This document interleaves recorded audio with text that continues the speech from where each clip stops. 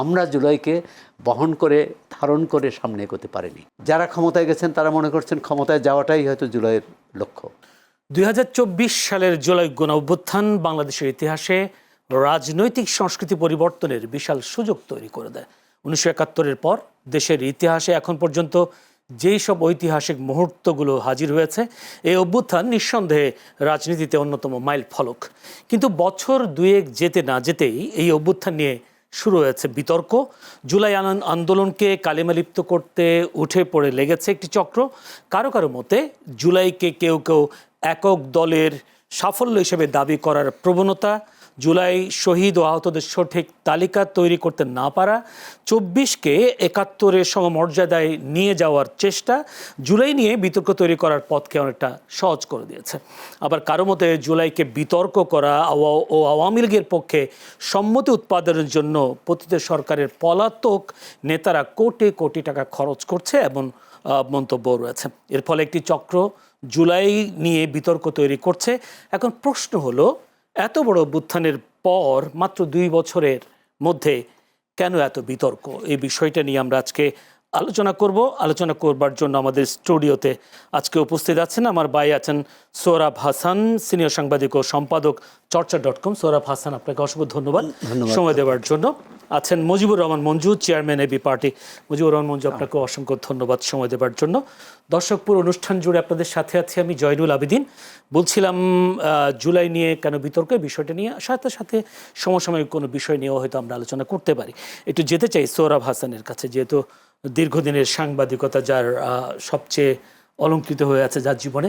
সোহরাব হাসান, একটু জানতে চাই আসলে, আমার প্রশ্ন, কেউ কেউ জুলাই আন্দোলনকে ঠান্ডা মাথার ষড়যন্ত্র বা বিদেশি প্রভাব হিসেবে তুলে ধরবার চেষ্টা করছে। বিভিন্ন সময় সামাজিক যোগাযোগ মাধ্যমে এই বয়ান তৈরি করবার চেষ্টা করতে দেখা যায়। আসলে আপনি কি মনে করেন যে জুলাই আন্দোলনকে ঠান্ডা মাথার ষড়যন্ত্র নাকি বিদেশি কোনো প্রভাব? মানে এই প্রশ্ন করে তো ধন্যবাদ এবং মুজিবুর রহমান মঞ্জু ভাইকে শুভেচ্ছা। এই প্রশ্ন করার মধ্য দিয়ে তো জুলাইকেই নাকচ করে দেওয়া হলো। তো সুতরাং এই প্রশ্ন তো যদি আপনি এই প্রশ্নে বিশ্বাস করেন তাহলে তো জুলাই বিশ্বাস করেন না, কারো কারো মত। আচ্ছা, কারো কারো মত। সুতরাং প্রথমেই হচ্ছে যে এই মতের সঙ্গে একমত হওয়ার তো কোনো সুযোগ নেই। দ্বিতীয় কথা হচ্ছে যে জুলাই কেন হয়েছিল? জুলাই হয়েছিল স্বৈরতান্ত্রিক ব্যবস্থা থেকে উত্তরণের জন্যে। জুলাই হয়েছিল বৈষম্য থেকে মুক্তি পাওয়ার জন্যে এবং একটা বৈষম্যহীন সমাজ, একটা গণতান্ত্রিক সমাজ যেখানে প্রতিটি নাগরিক স্বাধীনভাবে নির্ভয়ে কথা বলতে পারবে, তার মত প্রকাশ করতে পারবে। এবং তার চেয়েও জরুরি যেটা, এই জুলাই অভ্যুত্থানে যারা জীবন দিয়েছেন তাদের বেশিরভাগ ছিলেন শ্রমজীবী মানুষ। তারা দলের ছিলেন না, সংগঠনের ছিলেন না। তাদের ভাগ্যের পরিবর্তন হবে এটি, অর্থাৎ তাদের মৌলিক মানবাধিকার নিশ্চিত হবে। কিন্তু সেটি এই 2 বছরে করা যায়নি বলেই এত বিতর্ক, এত প্রশ্ন, এত মানুষের সংশয়, সন্দেহ। এটি যদি করা যেত, আমরা যদি সামনে এগোতে পারতাম, তাহলে পিছনে তাকাতে হতো না। সেটা মুক্তিযুদ্ধের জন্যও সত্য, সেটা 90-এর গণ অভ্যুত্থানের জন্য সত্য, যে কোনো পরিবর্তনের জন্য সত্য। আর আমরা আজকে অবশ্যই জুলাইয়ের গৌরবময় যে ভূমিকা বলবো, কিন্তু সেই গৌরবের পিছনে যে আত্মদান, সেই গৌরবের পিছনে যে লক্ষ্য, সেটা যদি আমরা পৌঁছতে না পারি তাহলে এই বিতর্ক চলতে থাকবে। এটা 2 বছর পরে যে বিতর্ক হচ্ছে, 3 বছর, 4 বছর, 5 বছর পর বিতর্কটা আরও বাড়বে।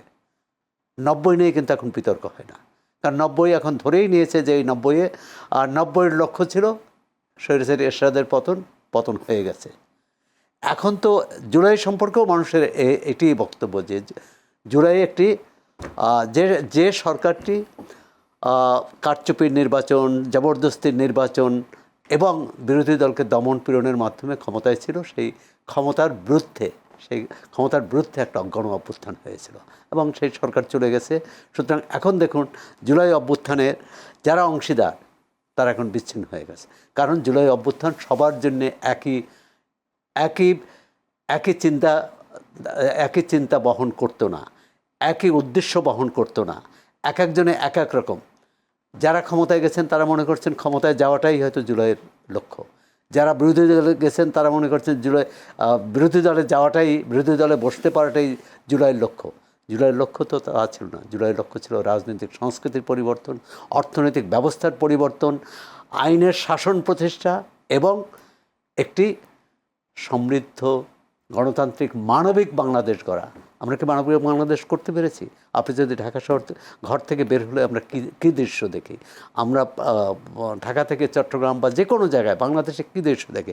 আজকে ঢাকা শহর বলা হয় যে পৃথিবীর যত বসবাস অযোগ্য যত শহর আছে তার শীর্ষের তালিকার 3 নম্বরে হচ্ছে এই ঢাকা শহর। তাহলে আমরা কি করলাম? আমরা কি সংস্কারটা কি? সংস্কার রাজনৈতিক দলগুলো বসে একটি সনদে সই করাটাই সংস্কার নয়। সংস্কার হচ্ছে সত্যিকারভাবে রাষ্ট্র ব্যবস্থার পরিবর্তন, আপনার মানুষের মৌলিক অধিকার প্রতিষ্ঠা করা, এবং যে পর্বত প্রমাণ যে বৈষম্য আছে, অর্থাৎ কেউ খাচ্ছে কেউ পাচ্ছে না, এই যে বৈষম্য এটি তো দূর হয়নি। বরং বলা হয় যে 5 আগস্টের আগে একক কর্তৃত্বের শাসন ছিল, এখন তো নানা কর্তৃত্ববাদী গোষ্ঠী।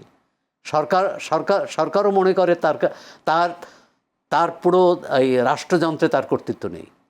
সেখানে কখনো বলা হয় যে ফ্যাসিবাদী শক্তির প্রতিচ্ছায়া আছে, কখনো বলে জামাত ইসলামের প্রতিচ্ছায়া আছে, কখনো বলে উগ্রপন্থার প্রতিচ্ছায়া আছে। কোনটা আছে আমরা জানি না।